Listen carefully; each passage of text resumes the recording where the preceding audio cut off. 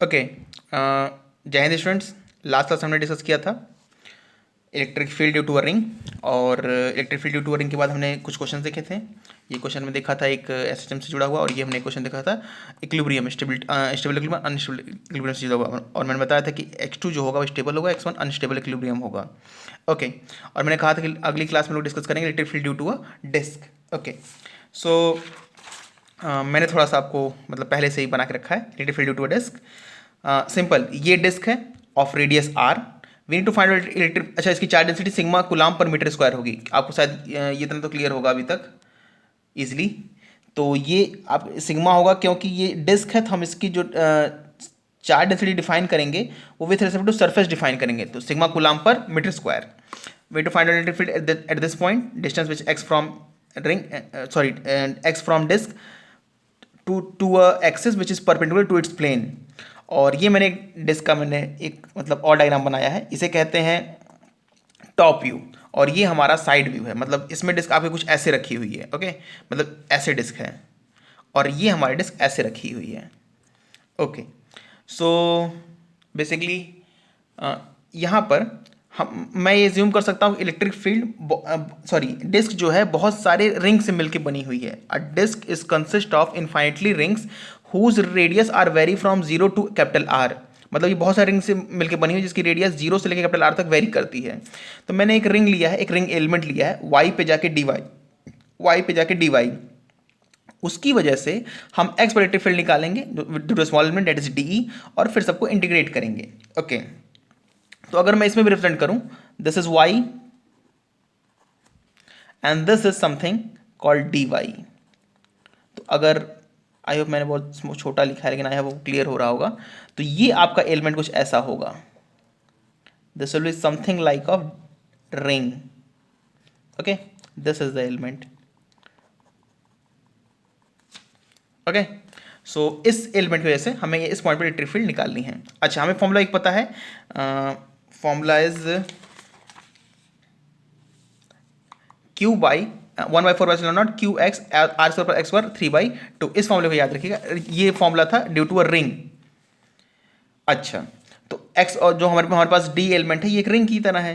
तो सबसे पहले इसमें जो चार्ज होगा that is D Q. Okay, charge in this ring will be equal to D Q. Now what is D Q after all? तो D Q मैं कह सकता हूं D Q is equal to sigma into area. अब इस element का, इस ring element का एरिया कितना है, आई होप आपको क्लियर होगा कि स्ट्रेट पोर्शन निकालना है। तो क्या करें, इस पूरे, अगर मैं इसको काट दूं, मतलब इसको मैं ऐसे ब्रेक करूं और इसको पूरा इलांगेट करूं, तो आई होप आपको कुछ ऐसा दिखेगा,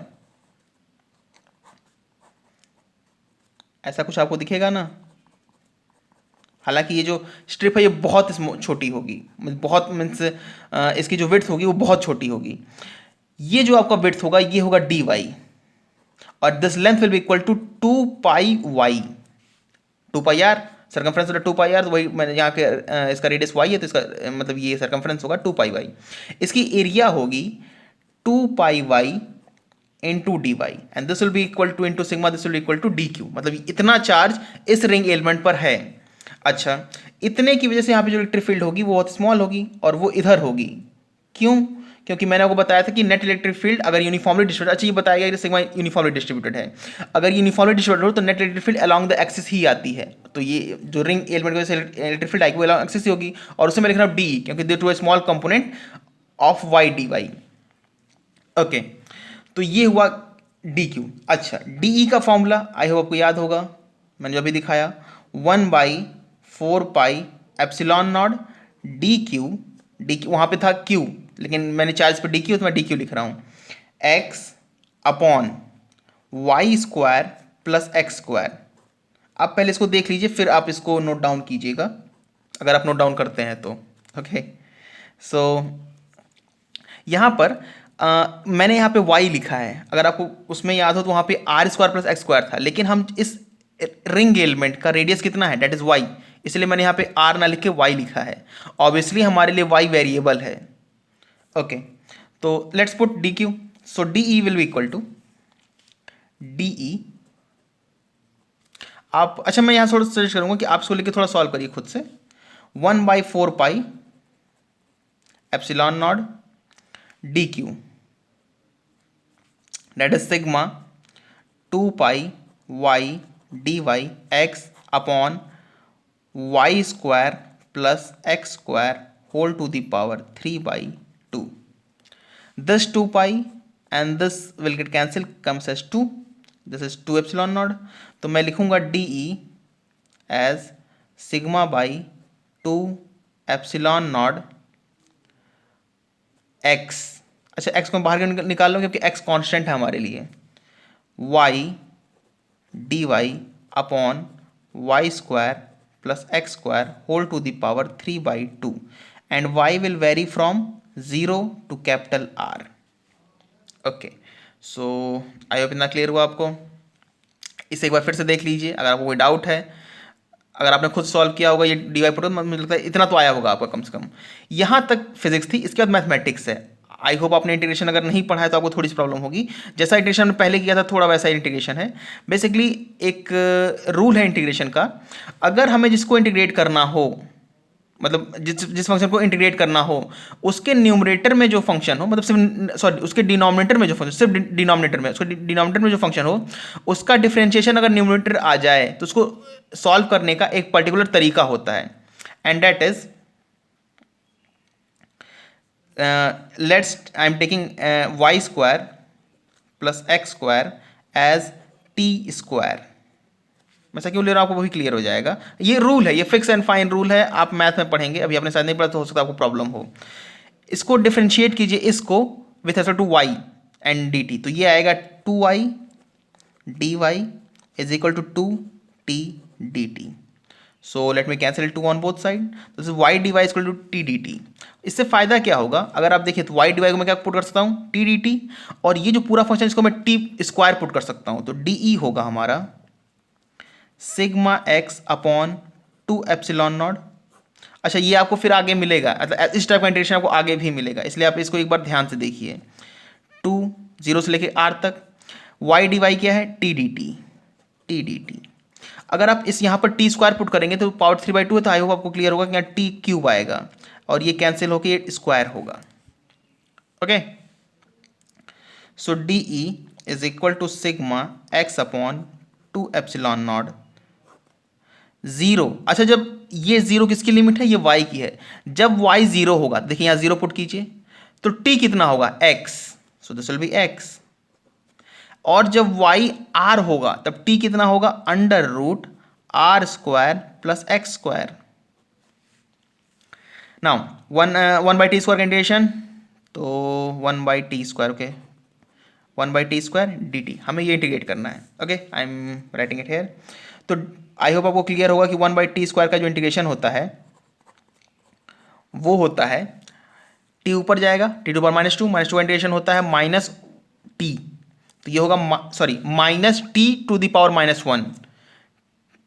टी टू द पावर -2 है, minus T to power -2 integration होगा T to the power -2 plus 1 upon -2 plus 1. तो ये आपका आएगा -1 अपॉन टी. तो this will become as -1 upon T. ये आप इंटीग्रेट कर लीजिए टी 1 बाई टी स्क्वायर को, x से लेके यहाँ तक इसकी r square plus x square. Okay, एक पॉइंट और मैं आपको बता दूं कि इसका मतलब यहाँ पे जो मैंने लिमिट चेंज की ना, जरूरी नहीं कि आप लिमिट चेंज करें तो भी सॉल्व होगा. क्या कर सकते हैं आप, जैसे 0 टू r ही रखिए, यहाँ भी 0 टू r रखिए. जब t, लेकिन 0 टू r ध्यान रखिएगा लिमिट y की है, t की नहीं है, ये लिमिट y की है. तो यहाँ टी स्क्वायर आया ना, फिर इसको इंटीग्रेट करने के बाद t आया. अब t को पुट कर लीजिए, t क्या था, under root Y square plus X square. अब लिमिट रख लीजिए आप 0 टू r, आपका आंसर वही आएगा. तो यहाँ पे D E is equal to sigma X upon 2 epsilon naught. ये आपको क्लियर होगा शायद. Final limit minus initial limit, तो minus this will be 1 upon r square plus X square and this minus minus plus 1 upon x.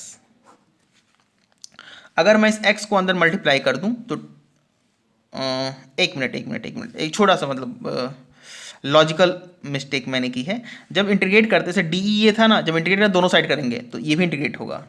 So this also get integrate, this also will get integrate and this also भी, this also भी. तो अब हमारा जो आएगा ये आएगा E net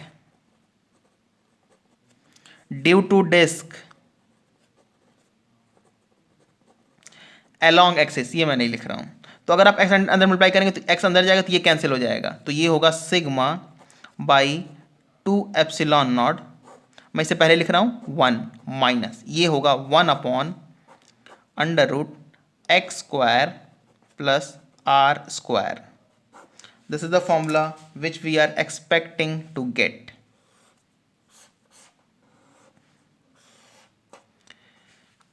okay,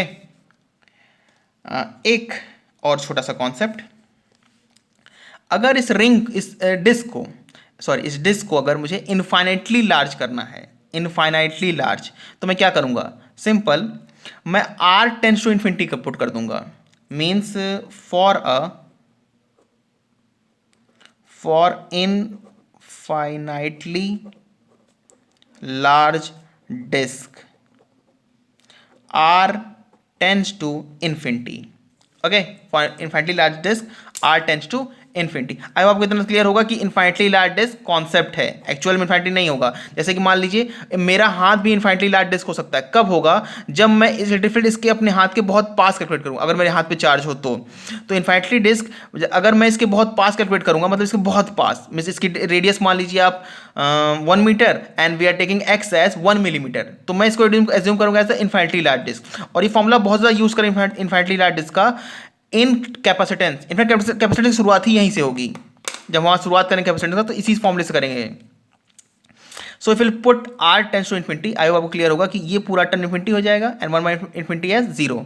so electric field E net due to infinitely large. अच्छा, यहां पे मैं एक लिख रहा हूं disc and I am oblique writing as sheet. Why? क्योंकि अगर ये इन्फाइनाइटली लार्ज है तो आपको ये पता नहीं चलेगा डिस्क जैसा है, शीट जैसा है, या एक स्क्वायर प्लेट है या एक रेक्टेंगुलर प्लेट है। आप इसकी इन्फिनिटी पर है, इसके सारे जो डायमेंशन सब इन्फिनिटी पर है और आप इन्फिनिटी पे जाके उसको मेजर नहीं कर सकते बेसिकली। तो मतलब आप ये नहीं कह सकते सर अगर ये इन्फाइनाइटली लार्ज होगा तो ये क्या डिस्क होगा, नहीं, ये फिर मतलब शीट भी हो सकता है। तो अगर आपसे कोई पूछे ड्यू टू इन्फाइनाइटली शीट का फॉर्मूला, तो भी ये फॉर्मूला वही यही होगा। This will come as sigma upon 2 epsilon naught. Okay, so this is all in terms of concept with respect to electric field due to a disk.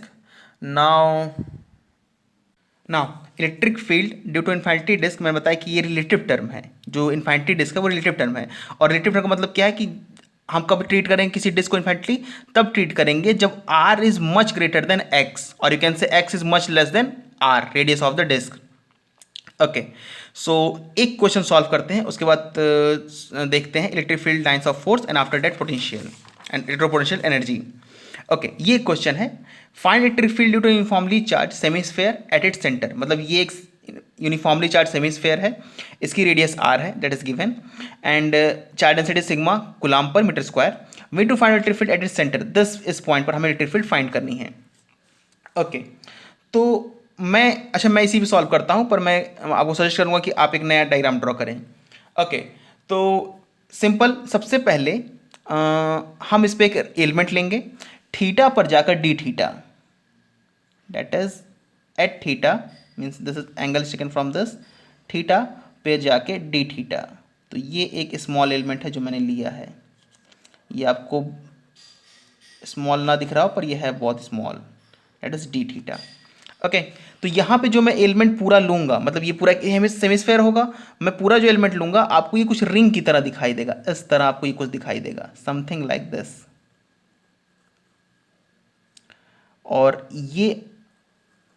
ये भी आपको, मतलब ये पूरा एलिमेंट आपको एक रिंग की तरह, ये एक मतलब एक ऐसा स्ट्रिप नहीं होगा, ये पूरी एक रिंग होगी।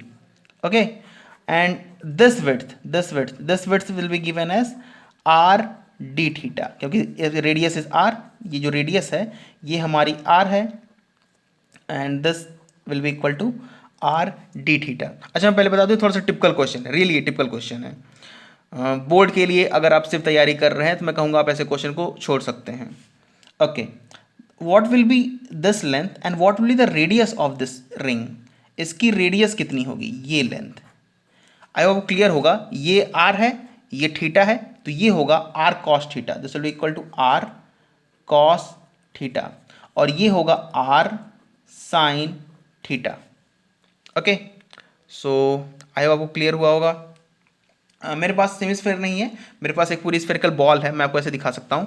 अगर आप मतलब सिर्फ आप अपर पोर्शन को कंसिडर करें तो हमने क्या किया, हमने एक थीटा पर जाकर मतलब ऐसे, मतलब ये मैंने सेंटर से लिया है, चूंकि मैं इसको काटना नहीं चाहता, नहीं तो मैं आपको दिखाता सेंटर से। अगर आप लेंगे तो ऐसे जाके आप थीटा पे डी थीटा लेंगे तो यहाँ पर जो आपको स्ट्रिप मिलेगी वो ऐसे मिलेगी, देखिए समथिंग लाइक दिस। ओके, ऐसी एक स्ट्रिप मिलेगी, ऐसी मतलब पूरी एक स्ट्रिप मिलेगी आपको।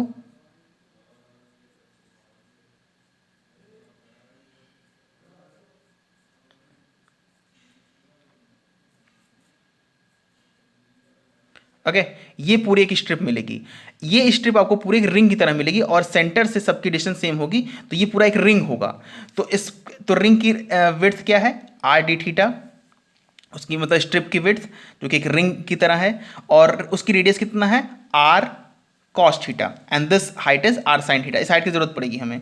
इस पे चार्ज कितना है, I am taking as D Q. Now आपको पता होगा कि अच्छा मैं इसको अगर ऐसे ड्रॉ करूं, let me draw it somewhere here. तो अगर मैं यहाँ पे ड्रॉ करें तो ये जो मतलब ये जो इसका एक क्या कहते हैं, इसकी जो रेडियस होगी ये होगा R cos theta, and this ये जो पूरी इसकी विड्थ है, I am not very good at drawing but I hope आपको समझने भर का मैं ड्रॉ कर पा रहा हूँ। Okay, so this is are D theta. Okay, इस पे जो चार्ज है ये है डी क्यू। तो अब बात आई डी क्यू कितना है, मतलब इस एलिमेंट पर चार्ज कितना है। Same, D Q will be equal to sigma into area. ये एरिया कितना है, आई आपको अब मतलब एकदम क्लियर होगा कि इसका ये जो पूरा सरकमफ्रेंस है, अगर मैं इसको इससे मल्टीप्लाई कर दूं, मतलब इस कार्ड को मैं ऐसे मतलब इलांगेट करूंगा तो ये मुझे एक स्ट्रिप जैसा मिलेगा। उसका जो लेंथ होगा, मतलब उसकी पूरी जो लेंथ होगी वो होगा 2 पाई आर कॉस थीटा, और इसकी विड्थ होगी आर डी थीटा। तो आई होप आपको क्लियर होगा कि इसका मतलब ये एरिया आप ऐसे निकाल सकते हैं, sigma this will be equal to sigma into area. तो एरिया होगा हमारा 2 pi R cos theta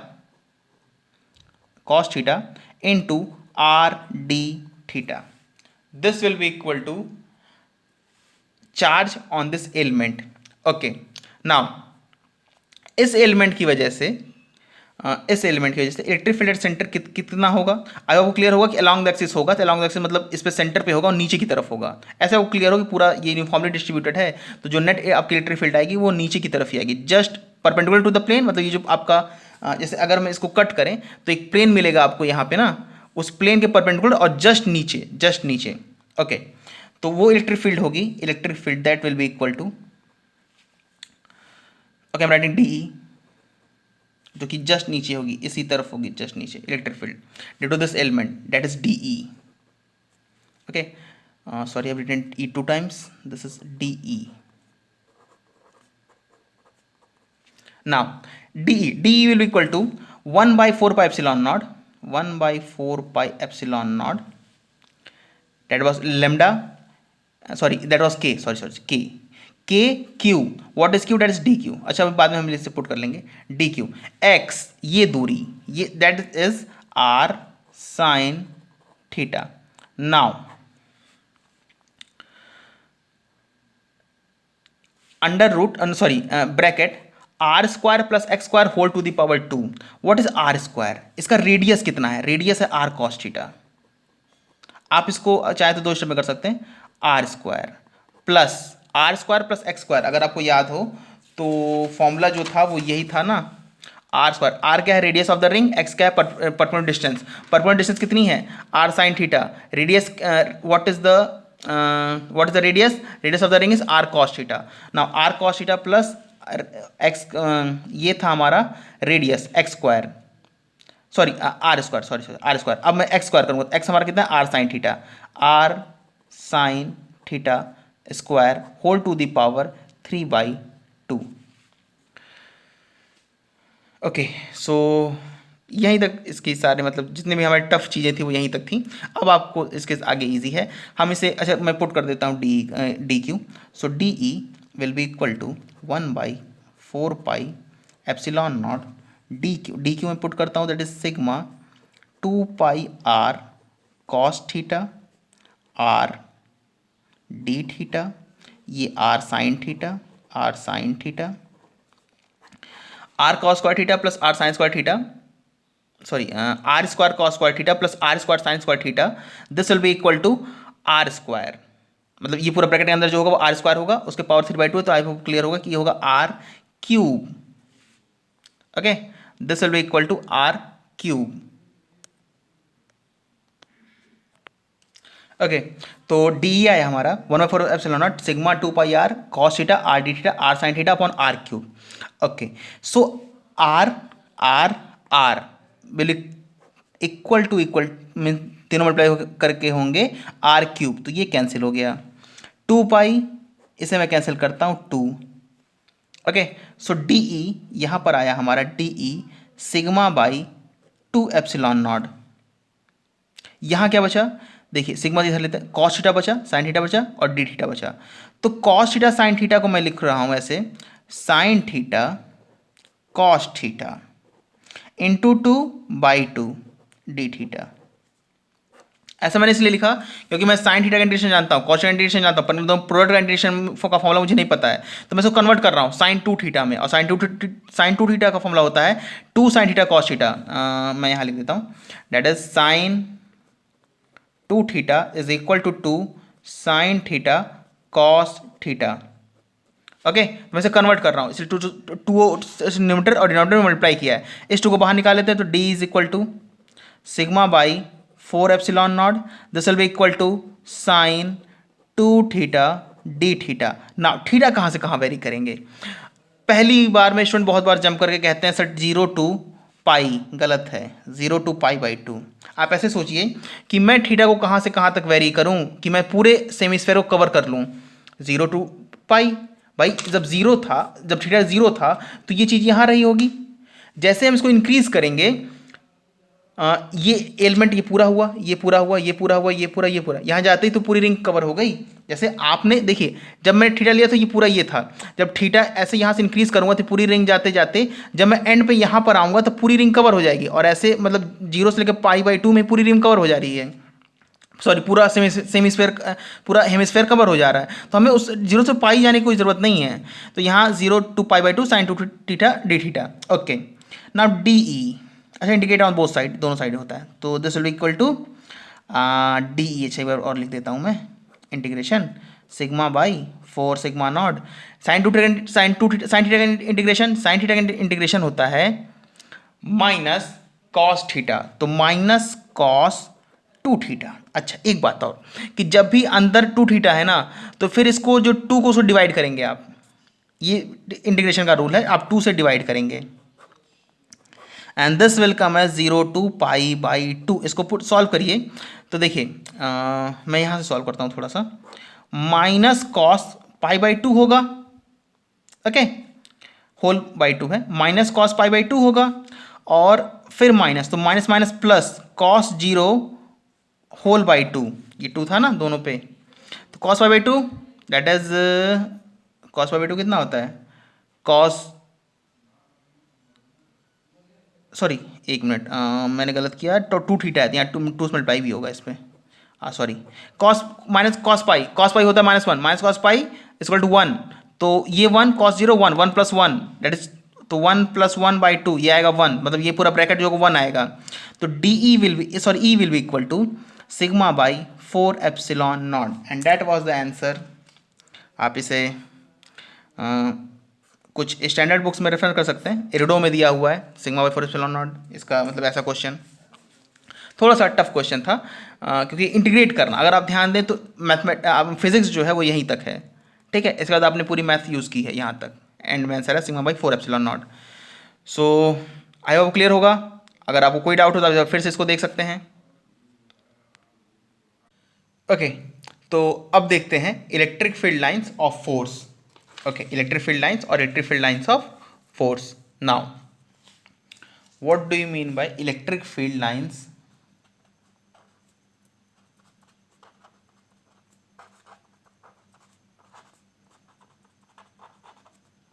or this is also said to be as electric field, sorry, electric lines of force, electric field lines, or you can also say electric lines of force. ये electric field lines of force इसे क्यों कहते हैं ये मैं तो आपको बताऊंगा, लेकिन ध्यान दीजिएगा इसके दोनों नाम इंपॉर्टेंट है, दोनों नाम, क्योंकि आप तीन तरह की लाइंस पढ़ेंगे। जैसे मैंने मतलब आपको बताया था कि आप तीन तरह की फील्ड पढ़ेंगे। First one is electric field, magnetic field and gravitational field. जो मैग्नेटिक फील्ड होती है उसको हम magnetic field lines of force नहीं कहते हैं, लेकिन इलेक्ट्रिक फील्ड को कहते हैं, इसलिए पॉइंट इंपॉर्टेंट है। जैसे कि मैंने आपको बताया था what is electric field. Electric field क्या होता है, किसी भी चार्ज के रीजन में जहाँ पे चार्ज रखा होता है उसके आसपास का जो स्पेस है उसमें हम उसके प्रेजेंस को फील कर सकते हैं, किसी और चार्ज उसको प्रेजेंस को एक्सपीरियंस कर सकता है। तो उसी एक्सपीरियंस को, उसी that what you can say that somewhat the charge feel about his presence, that thing is known as electric field in a general way, in a layman's language you can say. तो वहाँ पे जो charge पे force लगेगा basically उसी charge per unit, उस पर जो फोर्स लगेगा उसी फोर्स पर यूनिट चार्ज को हम इलेक्ट्रिक फील्ड से डिफाइन करते हैं। Electric field equal to force upon Q. Okay, तो इलेक्ट्रिक फील्ड को रिप्रेजेंट करने के लिए एक स्पेसिफिक एक पर्टिकुलर पैटर्न का यूज करते हैं। उस पैटर्न को हम कहते हैं इलेक्ट्रिक फील्ड लाइंस। उन लाइंस को, जो पर्टिकुलर जो लाइंस हम यूज करते हैं उसे कहते हैं इलेक्ट्रिक फील्ड लाइंस, और बेसिकली उसी को कहते हैं electric field lines of force. Electric field lines, उस पूरे पैटर्न को भी इलेक्ट्रिक फील्ड लाइंस कहते हैं। ये लाइंस क्या होता है, ये किसी भी रीजन में, किसी भी चार्ज के रीजन में बनाई गई लाइंस होती हैं जो इलेक्ट्रिक फील्ड को रिप्रेजेंट करती हैं हर एक पॉइंट पर, जनरली हर एक पॉइंट पर। बेसिकली ये स्मूथ कर्व्स होती हैं। by saying lines I mean to say that is smooth curves. Okay, let me write what is electric field lines. So an electric field lines is, sorry, an electric field line is an imaginary smooth curve drawn in an electric field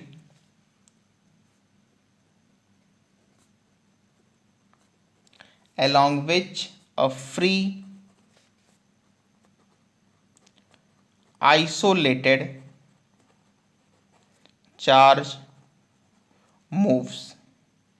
Now आपको particular word to word जाने की ज़रूरत नहीं है। Basically what it means, particular free charge moves का मतलब ये है, simply as you know force होता है F इक्वल क्यू, फोर्स होता है Q इंटू ई। तो अगर आप ध्यान दें तो Q इंटू ई, तो Q एक स्केलर क्वांटिटी है and E is a vector quantity. तो सिंपल अगर मैं Q को रखता हूं तो उसमें फोर्स किस डायरेक्शन में लगेगा, इलेक्ट्रिक फील्ड की डायरेक्शन में। मतलब कि जिस डायरेक्शन में इलेक्ट्रिक फील्ड होगी उस डायरेक्शन में फोर्स लगेगा, एक पॉजिटिव चार्ज पर obviously. That is written here a free isolated, sorry, there's a one point I missed, that is positive charge.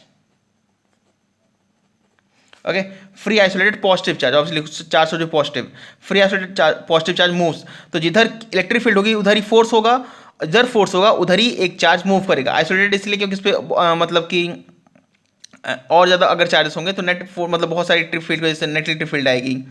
तो नेट इलेक्ट्रिक फील्ड चूँकि हमेशा रिप्रेजेंट करते हैं, तो अगर यहाँ पे एक मतलब एक ही चार्ज अगर होगा तो उसके मोशन पर और चार्जेस कारण पे कोई इफेक्ट नहीं पड़ेगा, लेकिन अगर बहुत सारे चार्ज हो सकता है कुछ इफेक्ट पड़े। इसलिए basically to get rid of little bit of error we say free isolated positive charge. तो जिधर इलेक्ट्रिक फील्ड होगी उधर ही फोर्स आएगा और उधर ही चार्ज हमारा मूव करेगा। तो इलेक्ट्रिक फील्ड लाइंस क्या देता है, इलेक्ट्रिक फील्ड लाइंस हमें ये बताता है कि इलेक्ट्रिक फील्ड किस तरफ है। और उसे डिफाइन किस तरह करते हैं, इस तरह करते हैं कि एक ऐसी स्मूथ कर्व है जिसपे अगर हम एक चार्ज को रखते हैं, आइसोलेटेड फ्री पॉजिटिव चार्ज, तो चार्ज जिस तरफ मूव करता है उसी तरफ ड्रॉ की हुई सारी लाइन्स को इलेक्ट्रिक फील्ड कहते हैं, और इलेक्ट्रिक फील्ड लाइन्स कहते हैं। ओके, सो अब इलेक्ट्रिक फील्ड लाइंस की डेफिनेशन बेसिकली एग्जाम में नहीं पूछी जाती हैं, जहाँ तक मैंने देखा है इसकी डेफिनेशन कहीं नहीं पूछी गई है। इसकी प्रॉपर्टीज़ पूछी जाती है, इसके प्रॉपर्टीज़ पर अच्छे खासे क्वेश्चन आते हैं। आईआईटी में, जेईई एडवांस में स्पेशली, पिछले लास्ट मेरी समझ से 8 साल में लगभग 6 से 8 सवाल आए हैं, और बहुत इजी, रियली बहुत इजी क्वेश्चन। मीन्स अगर आपको पता होगा तो आप आंसर करेंगे, नहीं पता होगा तो आप उसमें कुछ गेस पॉइंट ऑफ व्यू नहीं कर सकते हैं। Okay, simple point, first one. अच्छा, मैं आपको बता दूं कि ये इसमें ये ट्रेडिशनल है, ऐसा ही मतलब ये टॉपिक है। इसमें जैसे मुझे जो चीज़ें मैं आपको बता रहा हूँ, जो बुक में जैसा लिखा है, आपको वैसे याद होना चाहिए, सिंपल फॉर्म में आपको वैसे याद होना चाहिए, तो आपके लिए अच्छा है। इसमें हम कुछ अपने से अलग कॉन्सेप्ट नहीं बना सकते हैं, जैसा कि पहले कुछ मतलब कि अगर आप पीछे देखें तो हमने कुछ क्वेश्चंस लिए हैं, हमने कहा कि इसको आप मैथमेटिक्स पॉइंट ऑफ व्यू से देख सकते थे। इसमें ऐसा कुछ नहीं है, ये ट्रेडिशनल है, आपको जैसे दिया गया है, जैसे बताया गया है, एकदम वैसे ही आपको याद करना है। ओके, फर्स्ट थिंग फर्स्ट, एक पॉजिटिव चार्ज की वजह से, एक पॉजिटिव चार्ज की वजह से इलेक्ट्रिक फील्ड, ये आइसोलेटेड पॉजिटिव चार्ज है, मतलब इसके आसपास कोई और चार्ज नहीं है, इलेक्ट्रिक फील्ड इस तरह होती हैं, like this, that is coming out of it. Okay, and ये आइसोलेटेड है। Okay, let me right, isolated positive charge. ऐसा मैंने क्यों लिखा है? मैंने इसलिए लिखा है कि अगर पॉजिटिव या नेगेटिव लाएं तो इलेक्ट्रिक फील्ड इस तरह नहीं रहेंगी, वो चेंज हो जाएंगी, और आइसोलेटेड नेगेटिव चार्ज की वजह से ऐसी होती हैं।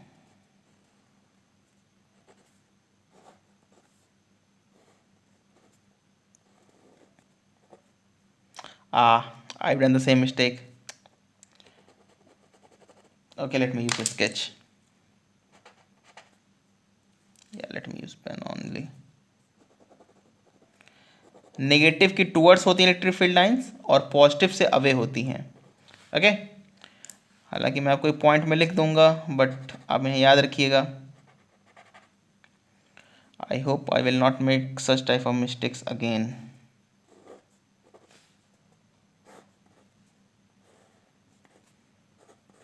ओके, नेगेटिव की टूवर्ड्स होती हैं, पॉजिटिव से अवे होती हैं। सिंपल जो कहते हैं वो ये कहते हैं कि electric field lines either originate from positive और from infinity, and electric field lines either terminate on negative और ऑन इन्फिनिटी। मतलब कि या तो पॉजिटिव लाइंस इन्फिनिटी से शुरू होंगी और नेगेटिव पे ख़त्म होंगी, या फिर पॉजिटिव से शुरू होंगी, मतलब जैसे यहाँ देखिए, शुरू कहाँ से हुई है? पॉजिटिव से, खत्म कहाँ होंगी? इन्फिनिटी पर। यहाँ देखिए, शुरू कहाँ से हुई? इन्फिनिटी से, खत्म कहाँ होंगी? निगेटिव पर। मान लीजिए दोनों, मान लीजिए प्लस माइनस रखे होते हैं, तो इलेक्ट्रिक फील्ड शायद आपने बुक में देखी होगी, ऐसे ऐसे होती है, plus two minus something and few lines plus two infinity. तो इलेक्ट्रिक फील्ड लाइन्स कहाँ से ओरिजिनेट हो सकती है? या तो प्लस से होगी या तो इन्फिनिटी से होगी। टर्मिनेट कहाँ हो सकती है? और on negative, either on negative और on infinity. Okay, next point. Okay, अगर आप चाहते हैं मुझे लिखना तो ठीक है, मैं लिख देता हूँ point. Okay, so electric field lines of force, electric field lines और lines of force either originate on, electric field lines और lines of force originate from positive charge और from infinity and terminate on negative charge और at infinity. अच्छे से क्यों कहते हैं electric field lines या इलेक्ट्रिक लाइंस ऑफ फोर्स, इसे क्यों कहते हैं? इसलिए कहते हैं क्योंकि हम आपका जो फोर्स होगा वो हमेशा इलेक्ट्रिक फील्ड लाइंस के ही अलोंग होगा, which is the next point obviously. So next point is, अगर आपको किसी पॉइंट पर, at any point you need to find out what will be the force on a charge or what will electric field. Let's say something like this. Suppose ये electric field है, okay, this is a electric field, this is the electric field lines in some region, this represent electric field lines, though not very smooth, but you can say this, ये आपकी electric field lines हैं in this direction. Okay, electric field lines.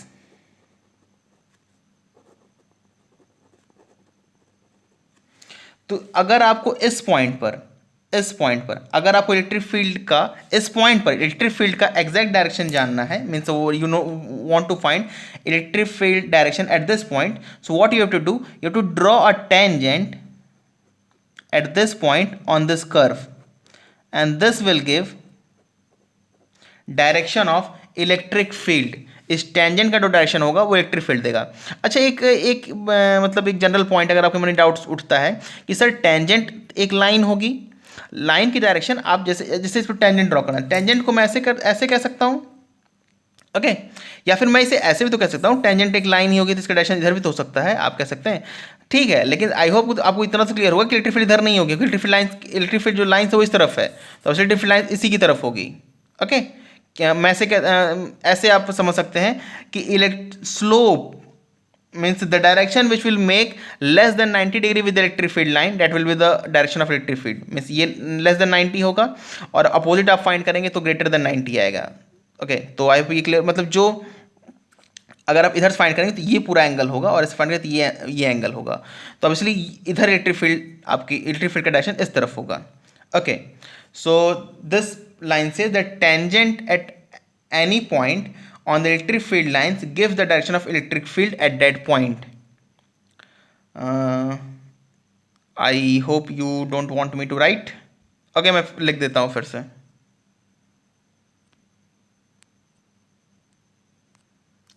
Okay, so this is the point about this जो मैंने कहा था। Next point है कि मान लीजिए एक चार्ज है that is Q1 at this point, that's the charge Q1, and there is another charge in the same region that is Q2। तो अगर आप यहाँ पे देखें तो आई होप आपको क्लियर होगा, electric field due to one will be in this direction, या electric field at this point due to Q2 will be somewhat in this direction, and let's say net is coming in this direction. In this direction means let's say I am drawing it by, this is coming as E net, so this is E1 and this is E2। so point is हम जो electric field lines draw करेंगे इस reason में वो इस point पर किधर होगा, E1 की तरफ होगा, E2 की तरफ होगा या E net की तरफ होगा। So keep in mind always that electric field lines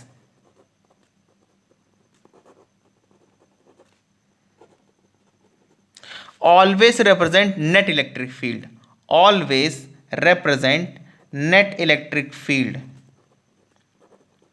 always represent net electric field in a given region due to all the charges। okay, so electric field हमेशा क्या रिप्रेजेंट करता है, net electric field, not due to Q1 not due to Q2, सारे charges को जिस point पे जो net electric field आएगा इलेक्ट्रिक फील्ड लाइंस उसे रिप्रेजेंट करता है। okay, now now see the fourth point। next point is electric field lines, अगर आप ध्यान दें तो किसी भी रीजन में क्या electric field lines in region, क्या इलेक्ट्रिक फील्ड लाइंस इस तरह हो सकती हैं? आई होप आपको ये विजुअल होगा। तो क्या इस तरह मीन्स इलेक्ट्रिक फील्ड लाइंस क्या एक दूसरे से क्रॉस होके पास कर सकती हैं? नेवर। ऐसा क्यों? ऐसा इसलिए क्योंकि इफ अगर आप क्लोजली ऑब्जर्व करें इस पॉइंट पर नेट इलेक्ट्रिक फील्ड के दो डायरेक्शन पॉसिबल होंगे, एक along this one and that is means along this one tangent, and second one is along this one which is obviously impossible, means electric field एक ही point पर, net electric field एक ही point पर दो अलग अलग direction में possible नहीं हो सकती। अगर मैं यहाँ पे चार्ज रखूंगा तो या तो इधर मूव करेगा तो इधर मूव करेगा, दोनों डायरेक्शन में साथ चार्ज मूव नहीं कर सकता। तो that is I can say electric field lines never intersect each other. So okay, let me right. okay, so electric field lines never intersect each other। now next point is says suppose there's an electric field like this। okay, let me draw it with the red pen।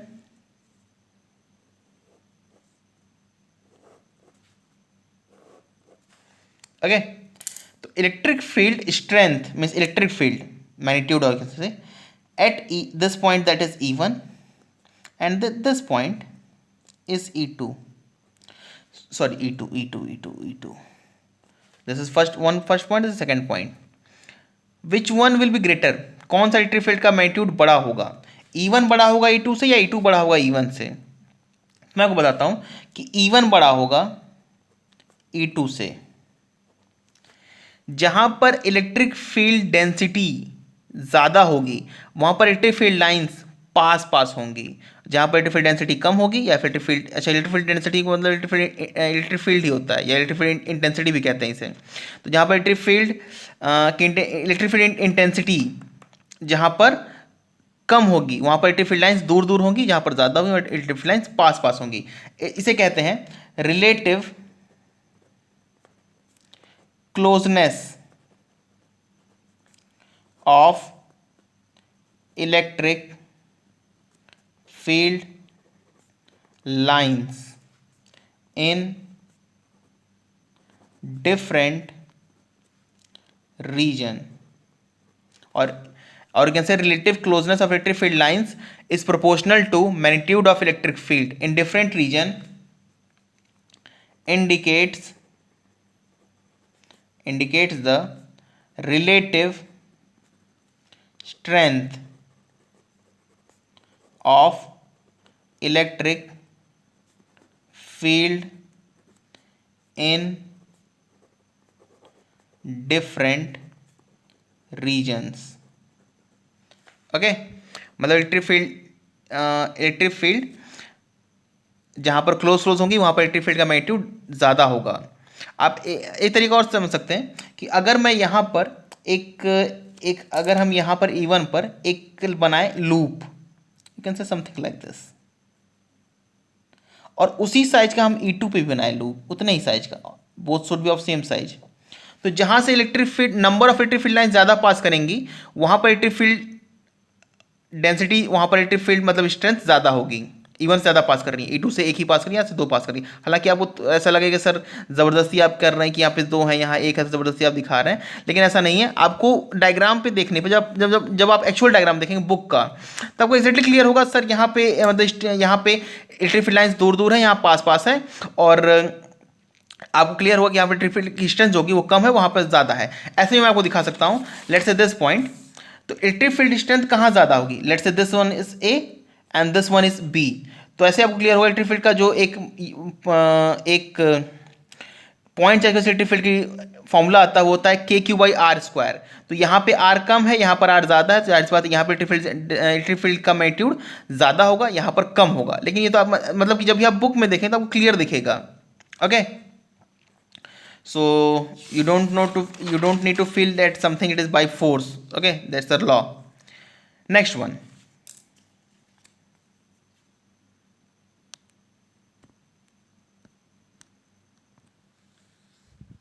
Okay तो अगली property है electric field line can never exist in close loop.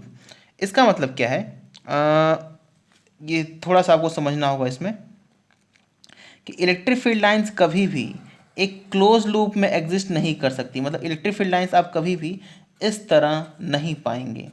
क्यों?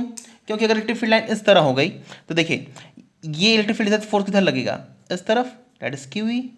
Electric field force किधर लगेगा, that is इस तरफ, that is QE, this is QE, और इस पे लगे इस तरफ क्योंकि टेंजेंट इस तरफ ड्रॉ होंगे, इस पे इधर लगे QE। तो आप देख पा रहे होंगे कि यहाँ पे जो फोर्स है वो हमेशा ही अलोंग द डिस्प्लेसमेंट है, और हमेशा ही डिस्प्लेसमेंट के अलोंग है। डिस्प्लेसमेंट किधर है, नीचे की तरफ, दैट इज परपेंडिकुलर, मतलब sorry not perpendicular, that is tangent to the path. तो हमेशा डिस्प्लेसमेंट जिस तरफ उसी तरफ फोर्स है। तो यहाँ पे जो वर्क आएगा, work will come as QE। इसका रेडियस अगर R है तो ये होगा 2πr। लेकिन हमें पता है कि इसके द्वारा मतलब इलेक्ट्रिक फील्ड के द्वारा एक लूप में किया गया वर्क 0 होता है, मतलब ये पॉसिबल नहीं है।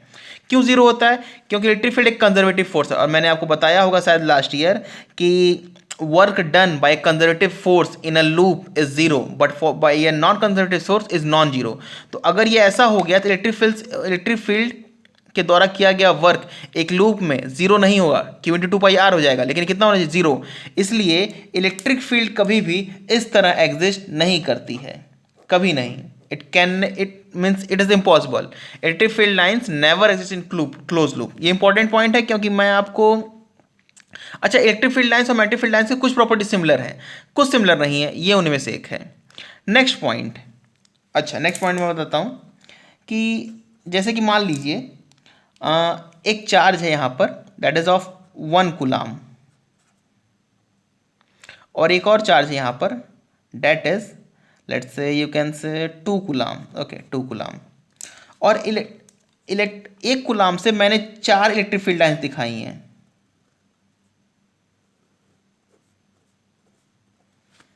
एक कूलाम से मैंने 4 इलेक्ट्रिक फील्ड लाइन्स दिखाई हैं। अच्छा, इलेक्ट्रिक फील्ड लाइन्स कितनी दिखा सकते हैं, 4, 8, 16। जैसे आप यहाँ देखें तो यहाँ मैंने कितनी दिखाई हैं, दैट इज 8, 1 2 3 4 5 6 7 8, 8 दिखाई ना। मैं और भी तो दिखा सकता हूँ, 16 भी, 16 भी कर सकता हूँ, तो मैंने 8 ही दिखाई हैं। तो बेसिकली ऐसा कोई रूल नहीं है, आप कितनी दिखाना चाहें उतनी दिखा सकते हैं। बेसिकली आप मतलब अपने कंफर्ट के हिसाब से, आपको जितना सूटेबल लगे, जितना आपके यूज़ में हो, आप जितना मतलब आपको सही लगे, आप अपनी इलेक्ट्रिक फील्ड लाइन्स रिप्रेजेंट करते हैं, रिप्रेजेंट हमें ही करना है। लेकिन आप एक रूल को फॉलो जरूर करेंगे, अगर आप एक कूलाम से 4 दिखाएंगे तो 2 कूलाम से 8 दिखाएंगे, मतलब यहां पे आपकी इलेक्ट्रिक फील्ड लाइन्स 8 होनी चाहिए।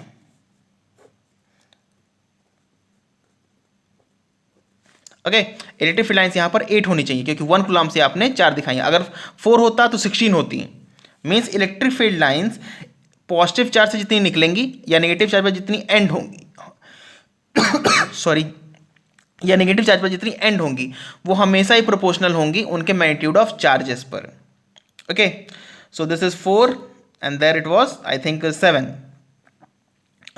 तो ये हो गए आपके 7 इलेक्ट्रिक फील्ड, 7 प्रॉपर्टीज, 4 + 3। ओके, मैं आपको 2 प्रॉपर्टीज और बताना चाहता हूं, इस पर मैं अभी कोई प्रूफ नहीं दे रहा। एक तो आपको क्लियर ही होगी, डोंट वरी, ये प्रॉपर्टी ईजी है, इस पर कोई ज़्यादा मैं लिख नहीं रहा। सिंपल सा, इलेक्ट्रिक फील्ड लाइंस किसी भी चार्ज फ्री रीजन में, मतलब कि चार्ज फ्री रीजन में ये ब्रेक नहीं करती हैं, मतलब इनमें कोई भी ब्रेक नहीं होगा एक चार्ज फ्री रीजन में। सिंपल मैं कह सकता हूं, electric field lines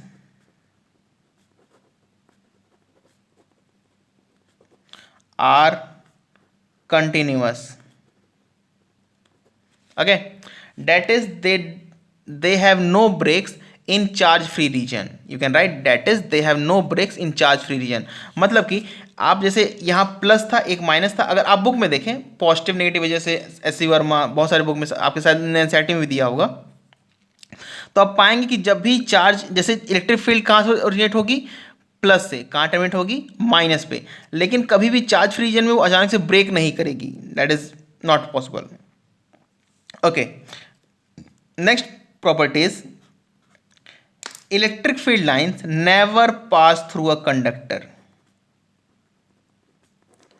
electric field lines never pass through a conductor।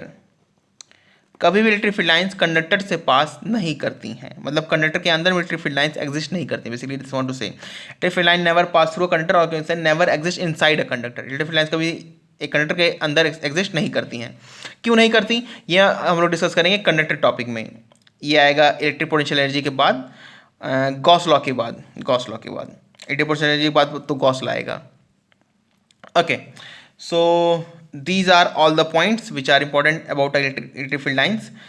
इन्हें एक बार जरूर आप देख लीजिएगा। और 2 डायग्राम मैं आपको जो बताना चाहता हूँ, that is electric field lines due to a positive and negative charges।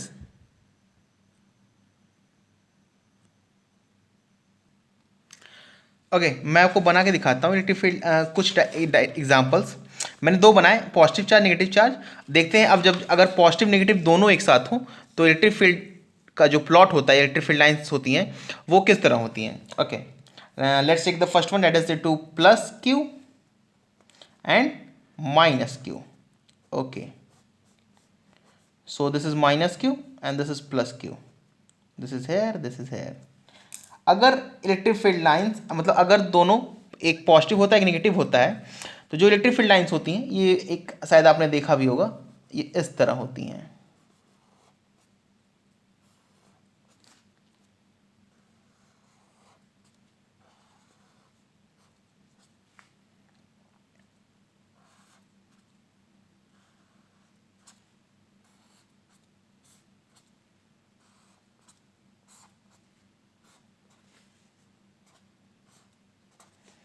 Okay अच्छा, अगर आप आई डोंट ओके आपको अगर लाइट दिख रहा हो, so let me dark it some.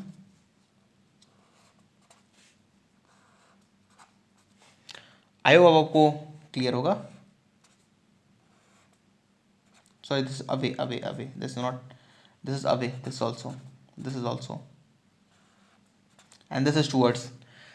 Positive पर पॉजिटिव से ओरिजिनेट होंगी and terminate will on negative. Okay तो अच्छा आप ध्यान दें, तो मैंने यहाँ से 4 अवे दिखाई, यहाँ पे 4 ही मैंने इसको इस पे गिरती हुई दिखाई हैं, ठीक है। एक ऐसे ही आप चाहे दिखा सकते हैं, this is this and this is towards this. Okay ना, तो ये था प्लस और माइनस की वजह से। एक और आप देखिए, अगर दोनों इक्वल हों मीन्स दोनों सेम साइन हो, means I want to say both are positive, this is also plus Q, this is also plus Q. तो जो इलेक्ट्रिक फील्ड होती हैं वो कुछ इस तरह एग्जिस्ट करती हैं।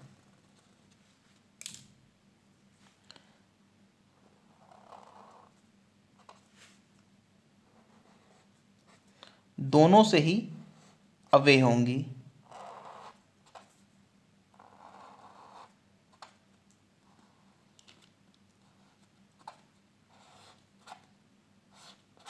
यहां पर इलेक्ट्रिक फील्ड 0 होगी, इसलिए यहां से कोई भी लाइन पास नहीं करेगी।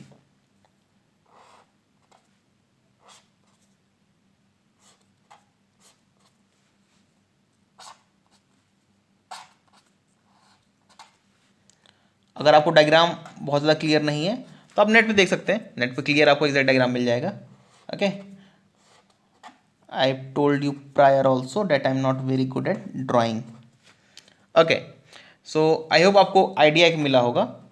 एक और डायग्राम आप इसको देखने बजाय मैं सजेस्ट करूंगा आप डायग्राम देखिएगा प्लस क्यू एंड -2q का। आप कुछ बातें मतलब प्लस क्यू और -2q का, प्लस क्यू और माइनस क्यू का मत देखिएगा, प्लस क्यू और -2q का देखिएगा, आपको कुछ आइडिया और ज़्यादा बेहतर क्लियर होंगे। उसमें आप क्या देखेंगे, अगर आप ड्रॉ करते हैं प्लस क्यू और -2q का, तो इससे जो जितनी ओरिजिनेट होंगी उससे ज़्यादा इसमें टर्मिनेट होंगी। मतलब कि जैसे देखिए प्लस क्यू माइनस क्यू है, दोनों इक्वल एक अमाउंट है, इसे कितनी ओरिजिनेट हो रही हैं, दिस वन 1 2 3 4 5 6 7 8 9 10, इस पर टर्मिनेट कितनी हो रही 10, this one is this is 5, this is 5 1 2 3 4 5 1 2 3 4 5 10। Okay अगर ये प्लस क्यू होता, ये -2q हो जाता, तो इससे अगर 10 ओरिजिनेट हो रही है ना, इससे 20 टर्मिनेट होती कि हमने बताया, हमने एक कॉन्सेप्ट एज्यूम किया, हमने एक तरीका फॉलो किया, date amount of electric field lines originating or terminating on a charge will be proportional to the magnitude of its charge। तो जाहिर सी बात है, अगर वो मतलब कि उसका मैग्नीट्यूड अगर डबल होगा तो उस पर इलेक्ट्रिक फील्ड लाइन जो टर्मिनेट होंगी या ओरिजिनेट होंगी वो भी डबल हो जाएंगी। Okay so this is all for the electric field lines. अब मैं आपको एक छोटा सा कॉन्सेप्ट और बताता हूं, एक छोटा सा कॉन्सेप्ट। नाउ अगर इलेक्ट्रिक फील्ड लाइंस इस तरह हैं,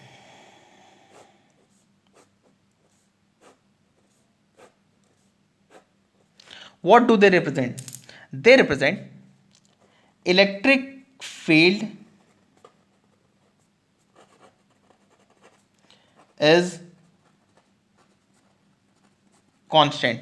और आप ये मत सोचिएगा आपने इलेक्ट्रिक फील्ड कांस्टेंट नहीं देखा, बिल्कुल आपने देखा है। Okay electric field due to infinitely line charge होता के क्यू लेमडा बाई आर, एक पर्टिकुलर आर पे सारी इलेक्ट्रिक फील्ड कांस्टेंट होगी। इवन आपने इनफाइनटी डिस्क देखा है सिग्मा बाई 2 एप्सिलॉन नॉट, तो अगर एक डिस्क है तो उससे सारी इलेक्ट्रिक फील्ड लाइंस कांस्टेंट होंगी, मतलब उससे जो इलेक्ट्रिक फील्ड लाइंस होंगे सब कांस्टेंट होंगी इलेक्ट्रिक फील्ड सारी, उसकी मतलब एक एक एक हाँ, लेकिन आप कह सकते हैं कि एक लिमिट पॉइंट तक ही, क्योंकि उसके बाद तो हम उसे इन्फिनिटी एज्यूम नहीं कर सकते, बट एक लिमिट पॉइंट तक इलेक्ट्रिक फील्ड लाइंस कांस्टेंट, मतलब ऐसी electric field lines practically possible हैं।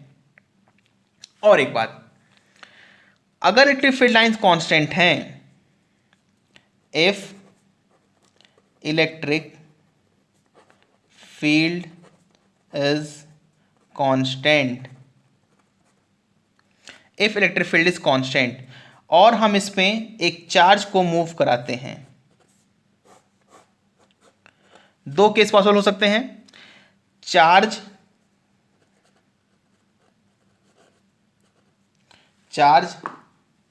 is moving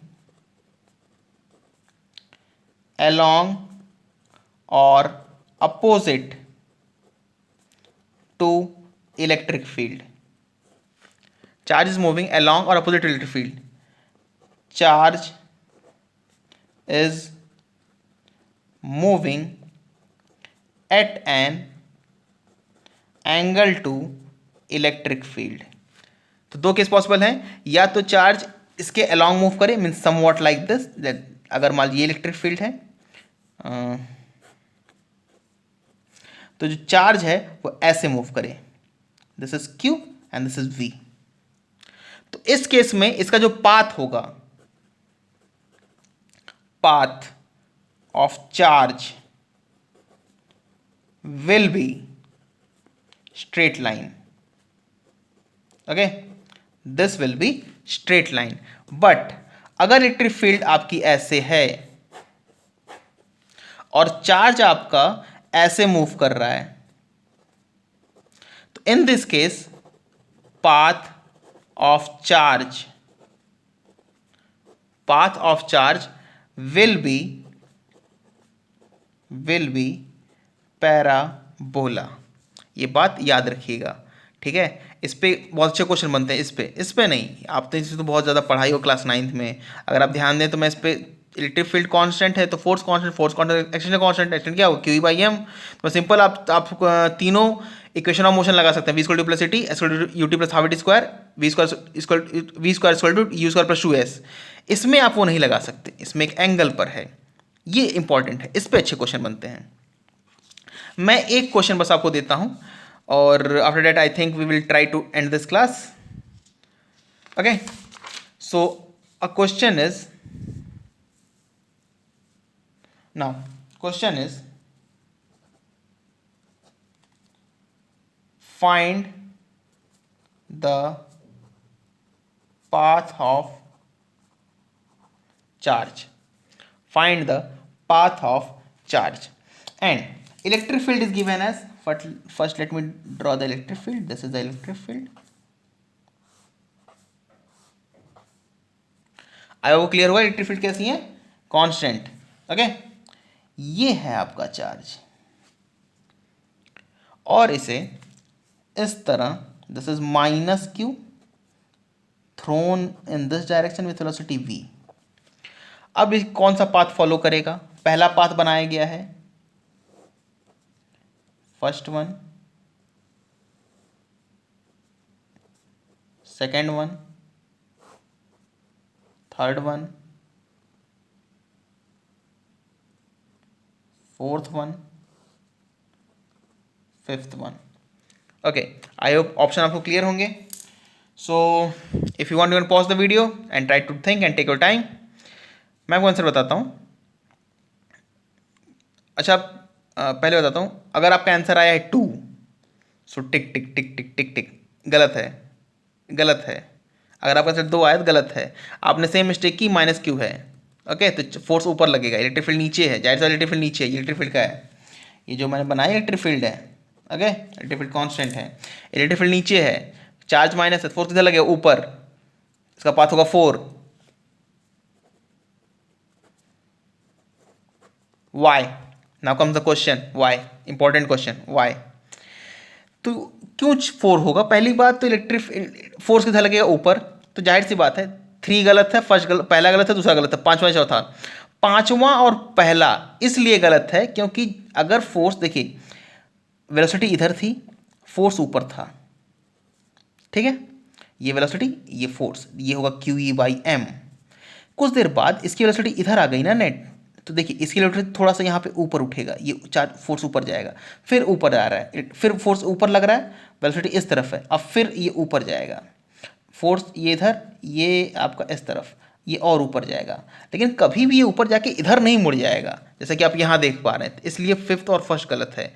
जिधर भी आपका फोर्स रहता है, जिधर भी आपका एक्सेलरेशन रहता है, सिंपल आप कह सकते हैं, अगर वेलोसिटी इस तरफ है और एक्सेलरेशन आपका ऊपर है, तो वेलोसिटी आपकी जो नेट वेलोसिटी होगी, net velocity always tries to tends in the direction of a, tends, ये हमेशा कोशिश करेगी कि अगर नेट वेलोसिटी है वो हमेशा ए की तरफ जाए, मतलब फोर्स जो चार्ज होगा वो हमेशा कोशिश करेगा, it will try to acquire its velocity in the direction of A, तो it will acquire to move in the direction of A, but ये ऐसा नहीं होगा कि ए के बाद आप ऐसे घूम जाएगा, इधर नहीं घूमेगा, वो उसकी तरफ टेंड करेगा। बेसिकली अगर आप ड्रॉ करें बेसिकली, तो मैं एक छोटा सा पॉइंट बताता हूँ मैथ से जुड़ा हुआ, कि ये जो कर्व आप ड्रॉ करेंगे ना सेकंड और फोर्थ, ये एसिम्प्टोट होगा इस इलेक्ट्रिक फील्ड लाइंस पर, एसिम्प्टोट्स। अब आप इसके बारे में पता करिए एसिम्प्टोट्स क्या होता है मैथ में।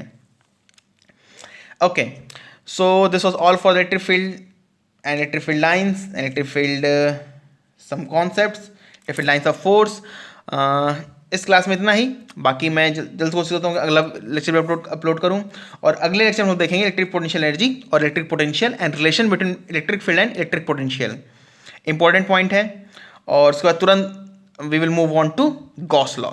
Okay, so that's all for this lecture, और आप लोग क्वेश्चन सॉल्व करते रहिए, मैं कोशिश करूंगा। अच्छा, किसी को अगर क्वालिटी से प्रॉब्लम तो बता दे, मैं और अच्छी क्वालिटी अपलोड करने की कोशिश करूंगा। आई होप आपको प्रॉब्लम नहीं होनी चाहिए, फिर भी अगर आप हो तो बता सकते हैं, और आप क्वेश्चन अपलोड करिए। अगर कोई डाउट है तो आप कमेंट में पूछ सकते हैं।